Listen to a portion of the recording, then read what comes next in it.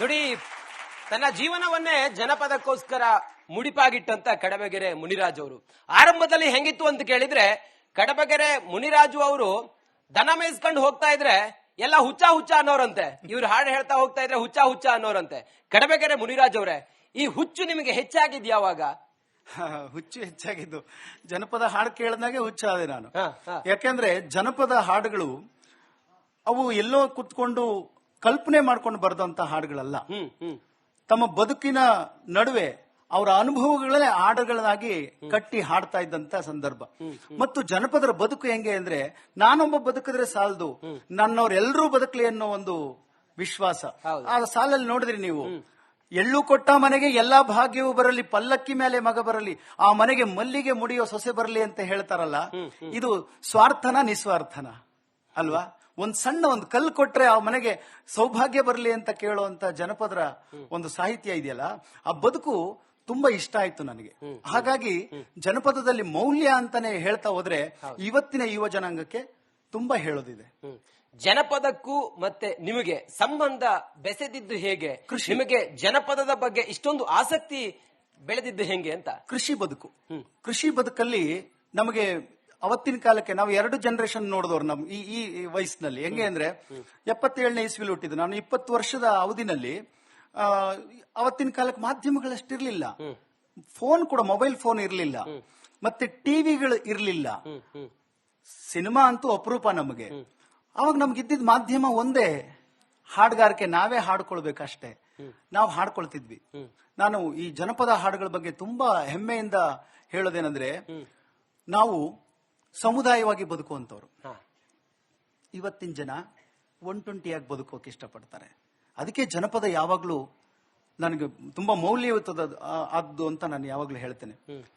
ಒಂದು ಸಣ್ಣ ಪ್ರಾಣಿ ಪಕ್ಷಿಗಳಿಂದ ಅವ್ರು ಪ್ರೀತಿಸ್ತಾರೆ. ಅವ್ರ ಬದುಕು ಆ ಪ್ರಾಣಿ ಪಕ್ಷಿ ಪ್ರಕೃತಿ ನಡುವೆ ಎಲ್ಲ ತುಂಬಾ ಸೊಗಸಾಗಿರುತ್ತೆ. ಅದಕ್ಕೊಂದು ಒಳ್ಳೆ ಉದಾಹರಣೆ ಹೇಳ್ತೀನಿ ನೋಡಿ. ಶಿವ ಕೈಲಾಸದಿಂದ ಭೂಲೋಕಕ್ಕೆ ನಂದೀಶನ್ ಕಳಿಸ್ತಾನಂತೆ.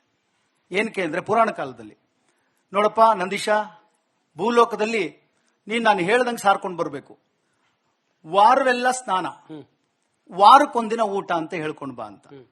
ಈ ನಂದೀಶ ಭೂಲೋಕಕ್ಕೆ ಬರೋ ಅಷ್ಟರಲ್ಲಿ ಅವನು ಹೇಳಿದ್ದೆಲ್ಲ ಮರ್ತು ಬಿಟ್ಟು ಅವನೇನಂತ ಹೇಳ್ದ, ಇಲ್ಲಿ ಕೇಳ್ರಪ್ಪೋ ಕೇಳ್ರಿ, ವಾರವೆಲ್ಲ 3 ಹೊತ್ತು ಊಟ, ವಾರಕ್ಕೊಂದಿನ ಸ್ನಾನ ಪೂಜೆಯಿಂದ. ಈ ಗೇಣದ ಹೊಟ್ಟೆ ತುಂಬಿಸೋದು ಎಷ್ಟ ಕಷ್ಟನಪ್ಪ, ಎಂತ ಕೆಲಸ ಮಾಡಿದ್ಯೋ ನಂದೀಶ. ನೀನು ಈ ಒಂದು ಕೆಲಸ ಮಾಡು, ಭೂಲೋಕಕ್ಕೆ ಹೋಗಿ ಆ ರೈತರ ಜೊತೆ ನೀನಿದ್ದು ದುಡಿದು ಅವ್ರಿಗೆ ಅನ್ನ ಹಾಕು ಅಂತ. ಅದಕ್ಕೆ ಆ ರೈತರ ಮನೆಯಲ್ಲಿ ಎತ್ತು ದುಡಿತಾ ಇರ್ತಾನಂತೆ. ಅವ್ರಿಗೆ ಆ ಎತ್ತುಗಳನ್ನ ಕಂಡ್ರೆ ಎಷ್ಟು ಪ್ರೀತಿ ಅಂತ, ಆ ಪ್ರಾಣಿಗಳ ಕಂಡ್ರೆ ಎಷ್ಟು ಪ್ರೀತಿ ಅಂದ್ರೆ ಈ ಜನಪದ ಹಾಡುಗಳಲ್ಲಿ ಹೇಳ್ಬೋದು. ಅದ್ರ ಸಂಬಂಧ ಏನಾದ್ರೂ ಕಾವ್ಯ ರಚನೆ ಮಾಡಿದೀರಾ? ಅಯ್ಯೋ, ಹಾಡುಗಳು ಎಷ್ಟಿದೆ ಕೇಳಲಿಕ್ಕೆ. ಬೆಳ್ಳಾನೆ ಎರಡೆತ್ತು ಬೆಳ್ಳಿಯ ಬಾರುಗೋಲು, ಬೆಳ್ಳಾನೆ ಎರಡೆತ್ತು ಬೆಳ್ಳಿಯ ಬಾರುಗೋಲು, ಬಂಗಾರದ ಸೆಡ್ಡೆ ಬಲಗೈಲಿ, ಬಂಗಾರದ ಸೆಡ್ಡೆ ಬಲಗೈಲಿ ಹಿಡ್ಕೊಂಡು, ಹೊನ್ನ ಬಿತ್ಯಾರೋ ಹೊಡಿಸಾಲ, ಹೊನ್ನ ಬಿತ್ಯಾರೋ ಹೊಡಿಸಾಲ. ಕರಿಯತ್ತು ಕಾಳಿಂಗ ಬಿಳಿಯತ್ತು ಮಾಲಿಂಗ, ಸರದಾರ ನನ್ನೆತ್ತು ಸಾರಂಗ, ಸರದಾರ ನನ್ನೆತ್ತು ಸಾರಂಗ ಬರುವಾಗ ಭೂಮಂಡಲವೆಲ್ಲ ನಡುಗೀತೋ, ಭೂಮಂಡಲವೆಲ್ಲ ನಡುಗೀತೋ. ಏರಿಯ ಹೊಲದಾಗ ಎಳಿಯದ ದವಸ ತಿಂದು ಕಾಲ ಕಳೆದಾವೋ ನಮ್ಮ ಬಸವ, ಕಾಲ ಕಳೆದಾವೋ ನಮ್ಮ ಬಸವ ಜೊತೆಯಾಗೆ ಹಬ್ಬ ಮಾಡ್ಯಾವೋ ಪಾರಿವಾಳ, ಹಬ್ಬ ಮಾಡ್ಯಾವೋ ಪಾರಿವಾಳ. ಆ ವರ್ಷ ಹಂಗಾತು ಈ ವರ್ಷ ಹಿಂಗಾತು, ಆ ವರ್ಷ ಹಂಗಾತು ಈ ವರ್ಷ ಹಿಂಗಾತು, ಮುಂದಿನ ವರುಷ ಮಳೆ ಬರಲು, ಮುಂದಿನ ವರುಷ ಮಳೆ ಬರಲು ನಮ್ ಬಸವ. ಕೊರಳಿಗೆ ಊರಿಗೆಜ್ಜೆ ತರುತ್ತೀನಿ, ಕೊರಳಿಗೆ ಊರಿಗೆಜ್ಜೆ ತರುತ್ತೀನಿ. ಬೆಳ್ಳಾನೆ ಎರಡೆತ್ತು ಬೆಳ್ಳಿಯ ಬಾರುಗೋಲು, ಬೆಳ್ಳಾನೆ ಎರಡೆತ್ತು ಬೆಳ್ಳಿಯ ಬಾರುಗೋಲು, ಬಂಗಾರದ ಸೆಡ್ಡೆ ಬಲಗೈಲಿ, ಬಂಗಾರದ ಸೆಡ್ಡೆ ಬಲಗೈಲಿ ಹಿಡ್ಕೊಂಡು, ಹೊನ್ನ ಬಿತ್ಯಾರೋ ಹೊಡಿಸಾಲ, ಹೊನ್ನ ಬಿತ್ಯಾರೋ ಹೊಡಿಸಾಲ. ನೋಡಿ, ತನ್ನ ಜೀವನವನ್ನೇ ಜನಪದಕ್ಕೋಸ್ಕರ ಮುಡಿಪಾಗಿಟ್ಟಂತ ಕಡಬಗೆರೆ ಮುನಿರಾಜು ಅವರು ಆರಂಭದಲ್ಲಿ ಹೆಂಗಿತ್ತು ಅಂತ ಕೇಳಿದ್ರೆ, ಕಡಬಗೆರೆ ಮುನಿರಾಜು ಅವರು ದನ ಮೇಯಿಸ್ಕೊಂಡು ಹೋಗ್ತಾ ಇದ್ರೆ ಎಲ್ಲ ಹುಚ್ಚ ಹುಚ್ಚ ಅನ್ನೋರಂತೆ. ಇವ್ರು ಹಾಡು ಹೇಳ್ತಾ ಹೋಗ್ತಾ ಇದ್ರೆ ಹುಚ್ಚ ಹುಚ್ಚ ಅನ್ನೋರಂತೆ. ಕಡಬಗೆರೆ ಮುನಿರಾಜ್ ಅವರೇ, ಈ ಹುಚ್ಚು ನಿಮಗೆ ಹೆಚ್ಚಾಗಿದ್ ಯಾವಾಗ? ಹುಚ್ಚು ಹೆಚ್ಚಾಗಿದ್ದು ಜನಪದ ಹಾಡು ಕೇಳಿದಾಗೆ ಹುಚ್ಚಾದೆ ನಾನು. ಹ, ಹ. ಯಾಕೆಂದ್ರೆ ಜನಪದ ಹಾಡುಗಳು ಅವು ಎಲ್ಲೋ ಕುತ್ಕೊಂಡು ಕಲ್ಪನೆ ಮಾಡ್ಕೊಂಡು ಬರೆದಂತ ಹಾಡುಗಳಲ್ಲ. ತಮ್ಮ ಬದುಕಿನ ನಡುವೆ ಅವರ ಅನುಭವಗಳೇ ಹಾಡುಗಳಾಗಿ ಕಟ್ಟಿ ಹಾಡ್ತಾ ಇದ್ದಂತ ಸಂದರ್ಭ. ಮತ್ತು ಜನಪದರ ಬದುಕು ಹೆಂಗೆ ಅಂದ್ರೆ, ನಾನೊಬ್ಬ ಬದುಕಿದ್ರೆ ಸಾಲದು, ನನ್ನವ್ರೆಲ್ಲರೂ ಬದುಕಲಿ ಅನ್ನೋ ಒಂದು ವಿಶ್ವಾಸ. ಆ ಸಾಲಲ್ಲಿ ನೋಡಿದ್ರಿ ನೀವು, ಎಳ್ಳು ಕೊಟ್ಟ ಮನೆಗೆ ಎಲ್ಲಾ ಭಾಗ್ಯವೂ ಬರಲಿ, ಪಲ್ಲಕ್ಕಿ ಮೇಲೆ ಮಗ ಬರಲಿ, ಆ ಮನೆಗೆ ಮಲ್ಲಿಗೆ ಮುಡಿಯೋ ಸೊಸೆ ಬರಲಿ ಅಂತ ಹೇಳ್ತಾರಲ್ಲ, ಇದು ಸ್ವಾರ್ಥನ ನಿಸ್ವಾರ್ಥನ ಅಲ್ವಾ? ಒಂದ್ ಸಣ್ಣ ಒಂದು ಕಲ್ಲು ಕೊಟ್ರೆ ಆ ಮನೆಗೆ ಸೌಭಾಗ್ಯ ಬರಲಿ ಅಂತ ಕೇಳುವಂತ ಜನಪದರ ಒಂದು ಸಾಹಿತ್ಯ ಇದೆಯಲ್ಲ, ಆ ಬದುಕು ತುಂಬಾ ಇಷ್ಟ ಆಯ್ತು ನನಗೆ. ಹಾಗಾಗಿ ಜನಪದದಲ್ಲಿ ಮೌಲ್ಯ ಅಂತಾನೆ ಹೇಳ್ತಾ ಹೋದ್ರೆ ಇವತ್ತಿನ ಯುವ ಜನಾಂಗಕ್ಕೆ ತುಂಬಾ ಹೇಳೋದಿದೆ. ಜನಪದಕ್ಕೂ ಮತ್ತೆ ನಿಮಗೆ ಸಂಬಂಧ ಬೆಸೆದಿದ್ದು ಹೇಗೆ? ನಿಮಗೆ ಜನಪದದ ಬಗ್ಗೆ ಇಷ್ಟೊಂದು ಆಸಕ್ತಿ ಬೆಳೆದಿದ್ದು ಹೆಂಗೆ ಅಂತ? ಕೃಷಿ ಬದುಕಲ್ಲಿ ನಮಗೆ ಅವತ್ತಿನ ಕಾಲಕ್ಕೆ ನಾವು 2 ಜನರೇಷನ್ ನೋಡಿದವ್ರು ನಮ್ ಈ ವಯಸ್ಸಿನಲ್ಲಿ. ಹೆಂಗೆ ಅಂದ್ರೆ 77ನೇ ಇಸ್ವಿಲಿ ಹುಟ್ಟಿದ್ದು ನಾನು. 20 ವರ್ಷದ ಅವಧಿನಲ್ಲಿ ಅವತ್ತಿನ ಕಾಲಕ್ಕೆ ಮಾಧ್ಯಮಗಳಷ್ಟಿರ್ಲಿಲ್ಲ, ಫೋನ್ ಕೂಡ ಮೊಬೈಲ್ ಫೋನ್ ಇರ್ಲಿಲ್ಲ, ಮತ್ತೆ ಟಿವಿಗಳು ಇರ್ಲಿಲ್ಲ, ಸಿನಿಮಾ ಅಂತೂ ಅಪರೂಪ ನಮಗೆ. ಅವಾಗ ನಮ್ಗಿದ್ದಿದ್ ಮಾಧ್ಯಮ ಒಂದೇ, ಹಾಡುಗಾರಿಕೆ, ನಾವೇ ಹಾಡ್ಕೊಳ್ಬೇಕಷ್ಟೇ. ನಾವು ಹಾಡ್ಕೊಳ್ತಿದ್ವಿ. ನಾನು ಈ ಜನಪದ ಹಾಡುಗಳ ಬಗ್ಗೆ ತುಂಬಾ ಹೆಮ್ಮೆಯಿಂದ ಹೇಳೋದೇನಂದ್ರೆ, ನಾವು ಸಮುದಾಯವಾಗಿ ಬದುಕುವಂತವ್ರು. ಇವತ್ತಿನ ಜನ ಒಂಟೊಂಟಿಯಾಗಿ ಬದುಕೋಕೆ ಇಷ್ಟಪಡ್ತಾರೆ. ಅದಕ್ಕೆ ಜನಪದ ಯಾವಾಗ್ಲೂ ನನಗೆ ತುಂಬಾ ಮೌಲ್ಯಯುತದ ಆದ್ದು ಅಂತ ನಾನು ಯಾವಾಗ್ಲೂ ಹೇಳ್ತೇನೆ. ಒಂದು ಸಣ್ಣ ಪ್ರಾಣಿ ಪಕ್ಷಿಗಳಿಂದ ಅವ್ರು ಪ್ರೀತಿಸ್ತಾರೆ. ಅವ್ರ ಬದುಕು ಆ ಪ್ರಾಣಿ ಪಕ್ಷಿ ಪ್ರಕೃತಿ ನಡುವೆ ಎಲ್ಲ ತುಂಬಾ ಸೊಗಸಾಗಿರುತ್ತೆ. ಅದಕ್ಕೊಂದು ಒಳ್ಳೆ ಉದಾಹರಣೆ ಹೇಳ್ತೀನಿ ನೋಡಿ. ಶಿವ ಕೈಲಾಸದಿಂದ ಭೂಲೋಕಕ್ಕೆ ನಂದೀಶನ್ ಕಳಿಸ್ತಾನಂತೆ.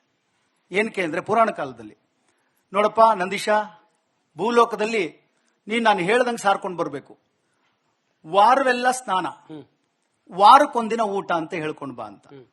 ಈ ನಂದೀಶ ಭೂಲೋಕಕ್ಕೆ ಬರೋ ಅಷ್ಟರಲ್ಲಿ ಅವನು ಹೇಳಿದ್ದೆಲ್ಲ ಮರ್ತು ಬಿಟ್ಟು ಅವನೇನಂತ ಹೇಳ್ದ, ಇಲ್ಲಿ ಕೇಳ್ರಪ್ಪೋ ಕೇಳ್ರಿ, ವಾರವೆಲ್ಲ 3 ಹೊತ್ತು ಊಟ, ವಾರಕ್ಕೊಂದಿನ ಸ್ನಾನ ಪೂಜೆಯಿಂದ.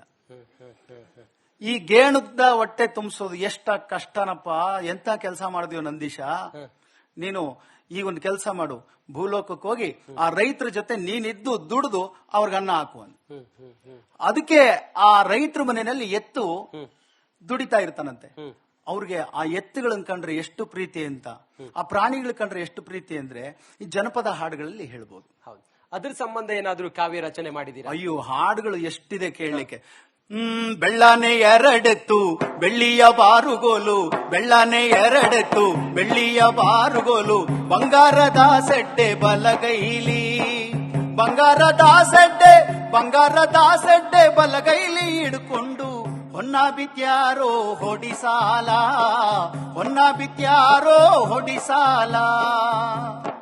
ಕರಿಯತ್ತು ಕಾಳಿಂಗ ಬಿಳಿಯತ್ತು ಮಾಲಿಂಗ, ಸರದಾರ ನನ್ನೆತ್ತು ಸಾರಂಗ, ಸರದಾರ ನನ್ನೆತ್ತು ಸಾರಂಗ ಬರುವಾಗ ಭೂಮಂಡಲವೆಲ್ಲ ನಡುಗೀತೋ, ಭೂಮಂಡಲವೆಲ್ಲ ನಡುಗೀತೋ.